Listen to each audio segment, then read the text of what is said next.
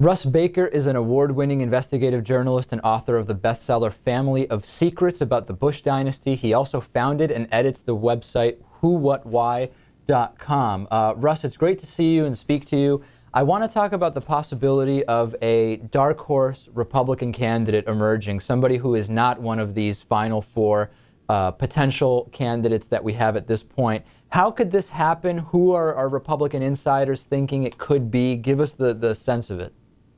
Sure. Well, first of all, the actual delegate count is far from certain. There are very, very complicated rules, and so the people who prevailed in particular primaries may not end up getting all of those votes because the delegates often are determined later at state or even localized conventions. Very, very complicated, very different from state to state. That's one thing. We also don't know what will happen in the remaining states. And then there are the possibilities that some that were going to be winner take all, where Romney would have prevailed, may in fact be awarded differently at the convention on a proportional basis. So there are a whole bunch of things up in the air.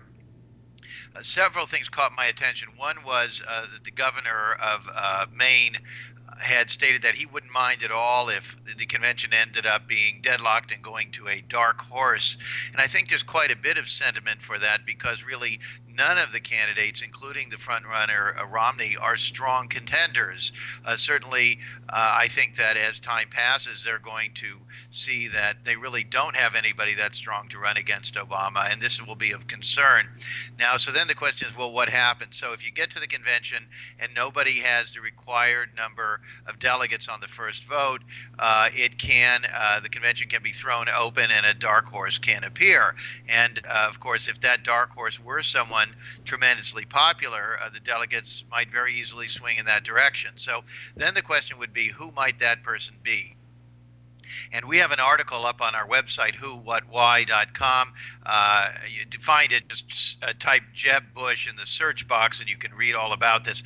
Jeb Bush, there you go. Why Jeb Bush? Well, a couple of factors. First of all, this country seems to have a love affair with political dynasties, and the Bush family, we certainly haven't heard the last of them. Jeb Bush has been positioning himself now for a while as a kind of an elder statesman of the Republican Party, traveling widely around the United States, speaking to great responses, by the way, and taken very, very seriously. Okay, now let's say that that does happen. You would think that you would need a candidate that is so popular, that will be so uniting of the Republican vote, that it will go above and beyond the negative effect that kind of showing weakness among the Republican Party would have a negative effect, wouldn't it? I mean, if after all of this primary process, it goes to someone who wasn't even involved up until the convention, that has to help Barack Obama's re-election campaign, does it not? It could, but on the other hand, we don't know how people are going to react, and because there, I think, is some widespread skepticism about the Republican candidates in general, that may be seen as a coming together, as a kind of a healing, and Jeb Bush is, as I say, rather popular, especially considering how unpopular his brother was when he left office not very long ago.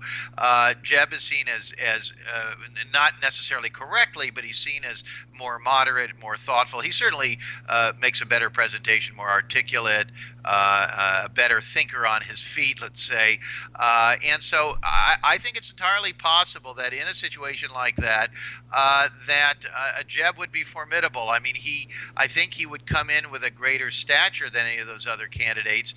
Let's keep in mind also that Florida, of course, is absolutely crucial to an Obama victory, and Jeb Bush, I think, right away moves Florida out of that category. He also, of course, his family very influential in Texas and in also, I think, in Ohio, and that, of course, being another very, very important swing state. So, this is not just fanciful. I mean, one of the things I point out in that article is that the Bush family has been very avidly looking for opportunities to get back into the White House. And in fact, there were two very curious meetings between Jeb Bush and his father, not with W, but Jeb and his father met with Obama privately shortly after Obama took office. No explanation of what that meeting was about. It's unusual, to say the least.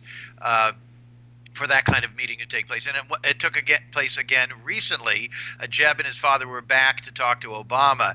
Now, my sense is that what they're expecting is that Obama runs, Obama wins, and then 4 years hence, Jeb is the Republican standard bearer. That's the more likely scenario. Sure. But it is also possible that if the Republicans cannot get their act together and the polling goes a certain way, that Jeb could be persuaded to enter. I mean, certainly the corporate interests that are not too happy, particularly with people like Santorum and so forth, and actually have some kind of mixed feelings about Romney, would be very, very happy to have somebody like a Jeb Bush in the picture. The last angle I want to get your thought on here is we're now seeing, we just finished having these 3 days of hearings regarding the constitutionality of the Obama health care reform bill. Presumably around June, we're going to hear some kind of decision on that. Given Mitt Romney's connection to both the federal plan that was passed by, that was put forth by the Obama administration, and Mitt Romney's involvement in such a similar plan while governor of Massachusetts, could the Republican nomination, could his stake be affected depending on what happens with that decision? Could that play into bringing in a dark horse candidate?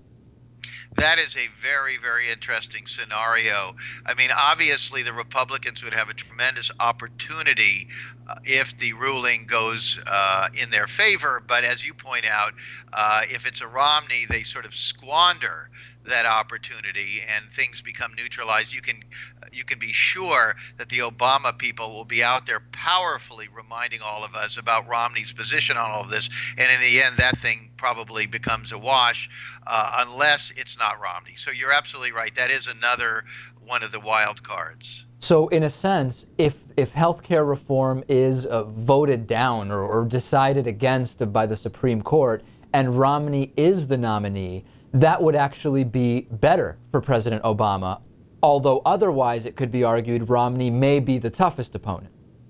Yes, and in fact, if Obama and his people are clever, and they seem to generally be, I think what they would do is they would say, listen, the problem here, I don't know how you do this because the Supreme Court of the United States is sacrosanct, but the reality is that it's a highly politicized outfit, and which president appoints which justice has a lot to do with politics. And so there may be a way, if not for Obama himself, for his supporters to point out that if you re-elect Obama, you at least have a chance to make some adjustments to the Supreme Court in a manner that at least they would argue benefits the American people. That's a great point, too. We've been speaking with Russ Baker, award-winning investigative reporter. The website is whowhatwhy.com. You can check out the article about Jeb Bush as a potential Republican dark horse and plenty more. Keep up the great work, Russ, and really great to speak to you today. Thank you very much.